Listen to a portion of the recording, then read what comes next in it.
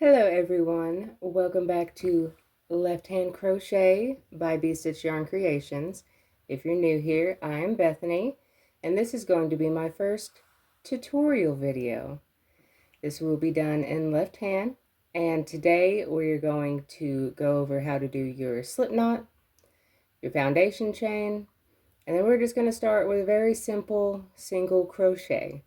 So it's my first tutorial. I will try to do my best on explaining. I'm not the best with words, so we'll see how that goes. All right, so we'll just jump straight into it. I'm just using some leftover yarn that I had. So this is the Loops and Thread Classic Cotton. Got this at Michael's store, sorry. This has 120 yards, as you see. Flip it over here, and it tells us our suggested hook size. So it would be a US H or a 5mm. So I've got it here. My husband bought me these crochet hooks off of Amazon, and I do really like it's got the printed here, and then when you flip it over, it's also got it kind of engraved. So if that typing or printed comes off, it's still there. All right, so we are going to start off today with doing a slip knot. I know there's a lot of different ways to do it. This is just the way I prefer. I find it to be the easiest. So I do hold my hook in a steak knife position. Some people do the pencil style, where you do just hold it as a pencil. Not a big fan of that. So this is the way that I'm most comfortable with. Feel free to play around whichever way just feels more natural to you. So you start out with your yarn, and I kind of hold it like this, and I bring the yarn, and we take our small end piece and rotate it over and around like that, and just hold it steady there.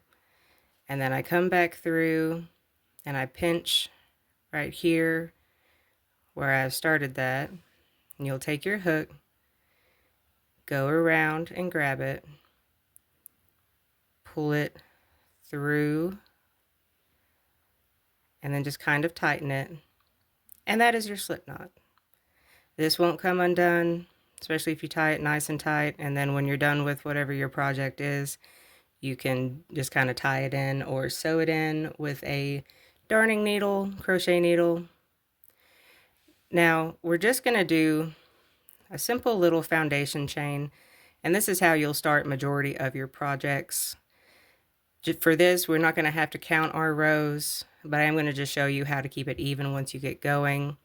So for this tutorial, I'm just going to start by we'll do 12, will be a decent size.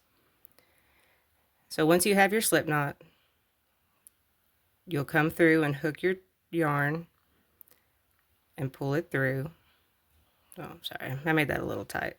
You can loosen it up some here, especially for starting out. So that counts as one. Our slip knot does not count as a chain. So that would be 1, 2, 3, 4, 5, 6, 7. You can readjust your hands if you need to. 8, 9, 10, 11, and 12. And so that is our foundation chain.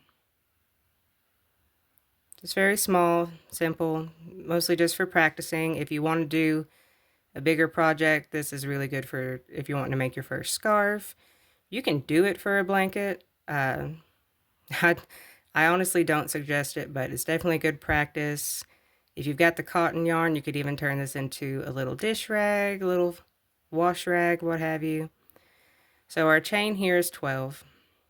And so that we can make sure that it's even going up, you come back here and you're going to chain one extra one, and that's for turning. So now I have 13. So for the single crochet, you do 1 for turning, and when you go to work back the other way, you're going to go into this second chain from the hook, So not this first one, not the one on the hook. This is the first one from the hook. This will be the second. All right, and so for single crochet, you're going to insert your hook into that second chain, just like that. Hook your yarn, pull it through. You'll have 2 loops here. Hook your yarn again and pull through 2. And we'll just repeat. You pull it, push it through the loop, hook it, pull it through. You'll have 2, and pull through both. This isn't going to be a huge project. This is just a swatch to show you how to do it. So we'll just go through this together.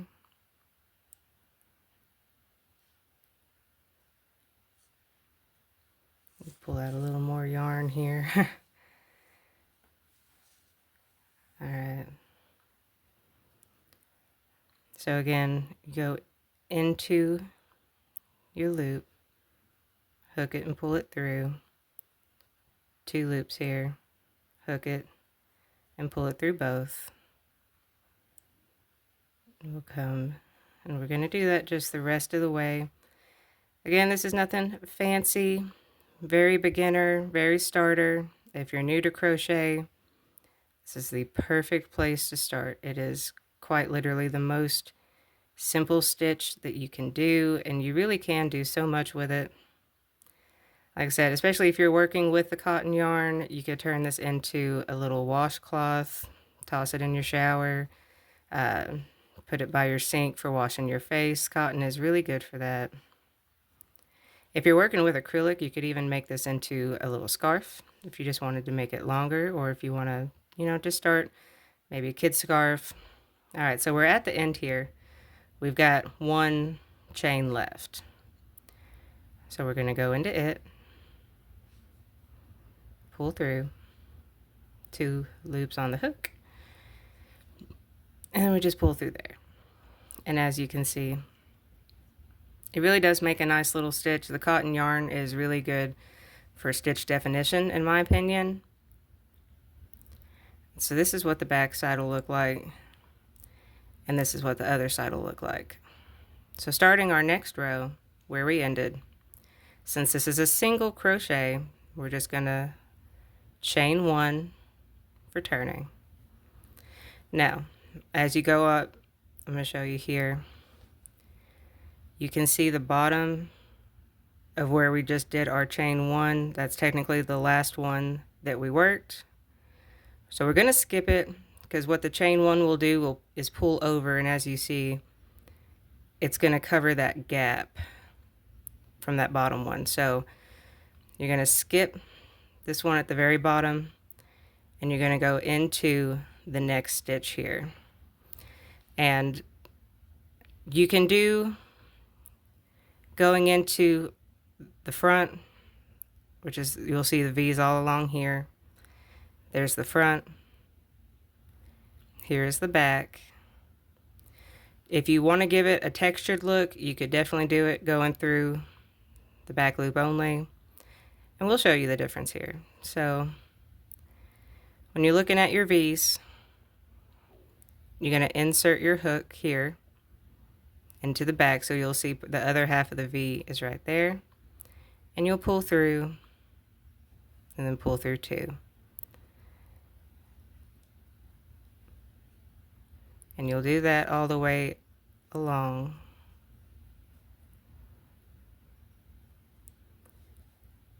Once you get past adding on to the foundation chain and you start working your rows, it does get a lot easier. There's more yarn to hold on to.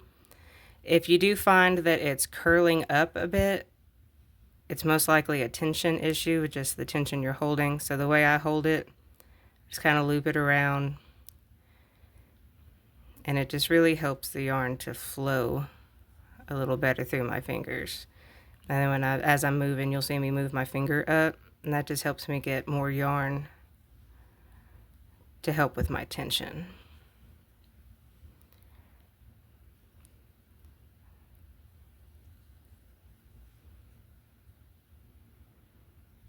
All right, and so we've come to the end here.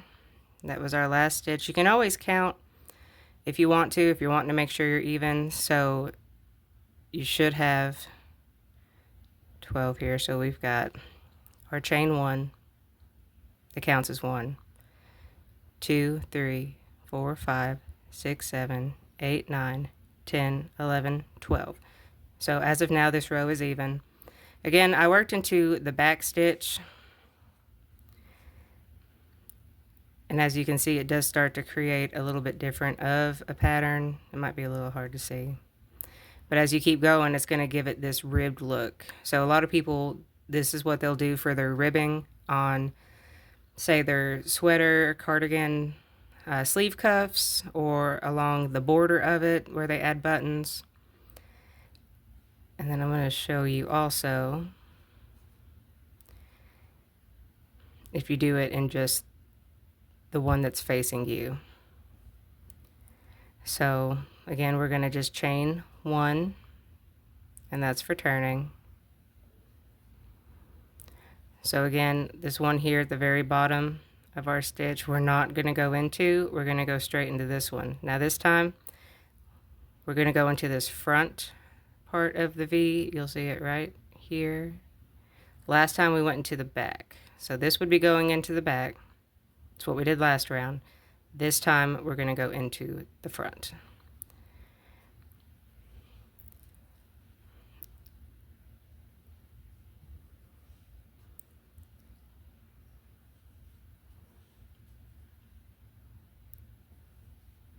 And it really is just a simple turn and repeat. But again, it's all about where you place that stitch that's going to determine how it ends up looking. Doing it into the back loop only gives it that more ribbed look. Going into the front loop at the end here. So we'll take a look at it here. So we can see here, this is sticking out on this row, giving it more of an out and then back look to it. That's from doing the back. From doing the front, it would basically just make it lean the other way. We really don't use that one a whole lot, I don't personally. All right, so I did unravel a bit. You can see where the loops are kind of more pronounced, just because now I'm going to go through and show you the way that I prefer to do it. It really just keeps it more even going up, less texture. But again, you can do whichever method you prefer. So again, we're here at the end. We're going to chain 1 for turning. Turn your work. And then what I like to do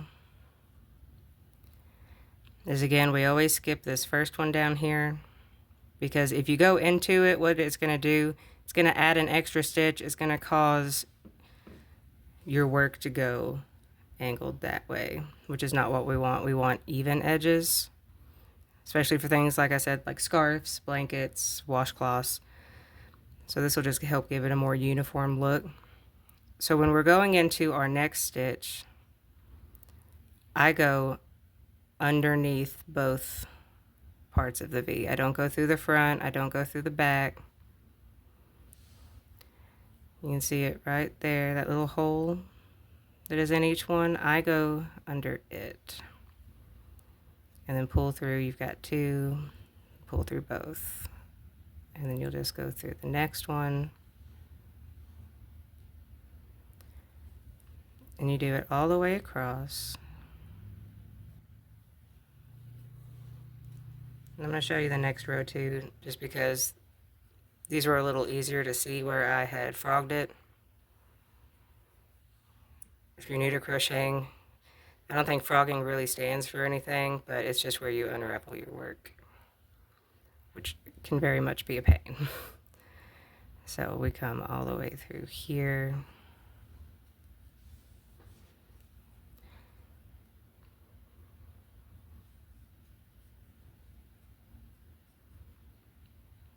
And then here on the end. And now you can see, compared to how it looked earlier, This is just more of a flat stitch. It's a bit more even. And then we're going to chain 1,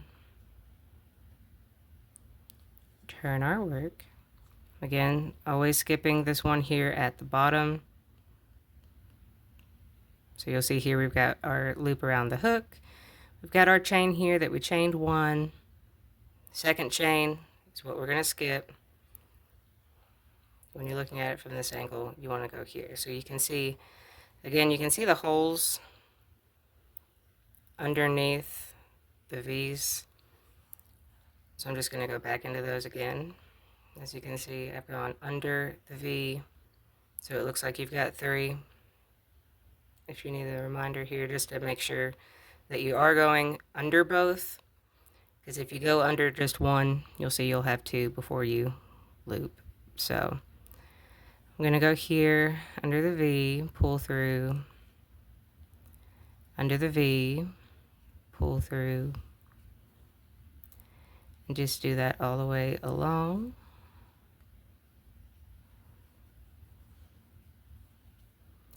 This is the stitch that I started out with for some people that are new, that are learning, or even if you just need a refresher. This is always a good place to start out. It helps get you in the motion. It helps you figure out how you prefer to hold your hook. I don't even know if I could hold my pencil style. Ooh. I'm struggling. Alright, yeah. No, there's a reason I don't do that. It's not what I'm used to. I've been crocheting for like 24 years, and this is the way I've always held it. It just feels better in my hand. So there we go. And now you can kind of see a little better too how those stitches look. So as you can see, and if you look from the top, it's flat. If you go up with the ribbing, you'll see it'll kind of go forward, back, forward, back, forward, back, giving it a textured look. This is great for just being more of a flat laying product. So we'll go ahead and we'll do one more row together. It doesn't really matter if you chain before or after turning, just whichever feels better. Once I get going in the flow, I guess I just go in autopilot, but you can turn your work and then chain your one. It doesn't matter. And then we'll go back through here. And pull more yarn out.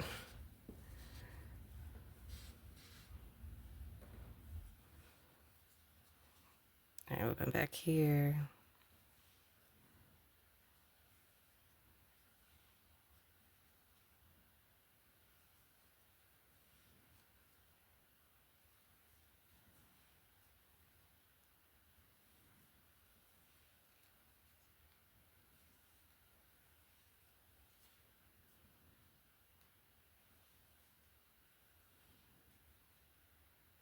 This really is just so relaxing, guys. Sorry. And we come here. Sometimes on the end, it's a little difficult to see where your end is at. So a lot of times where we've done the chain 1, it'll pull it up. So you can kind of tell by looking, this side looks a little short. So to finish it, we're going to put our hook right here, just wiggle it through.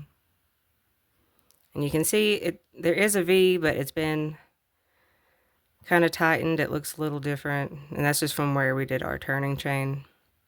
And so we'll come through there, do our final single crochet, and then as you look, now it looks more even. And before you turn, if you notice, that looks like it is kind of jutting out a little bit on this top.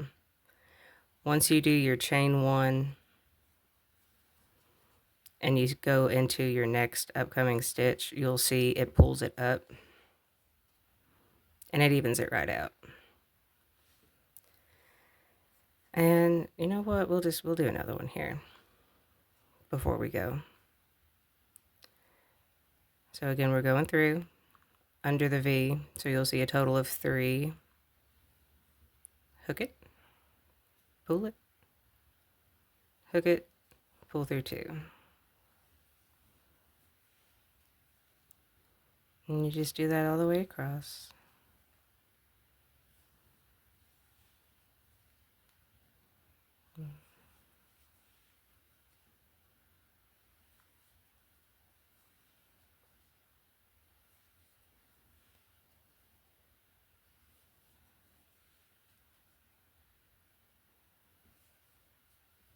And again, we've reached our end point where you can see it's a little short. You just come here to the very bottom and pull that through. And there you have it, our single crochet stitch. Again, this is a great place to start if you're new. If you're needing a refresher, single crochet is a good way to go. Next week, we'll go into our half double crochet. And for these, we're just going to do the same thing. We're just going to make a little swatch just for practicing. Like I said, if you want, you can definitely make a project bigger. If you wanted to do a scarf, I would suggest, if you're using this type of yarn and the H hook, I would probably do 15 for a scarf. So you would do your foundation chain of 15, chain your 1 for turning, and then work your way back up. So definitely a great place to practice until we meet again next week. Let me know if this was helpful, if you're enjoying these, if you do have any stitches that you have ideas for or would like to see in future videos. Be sure to let me know. And as always, thanks for tuning in.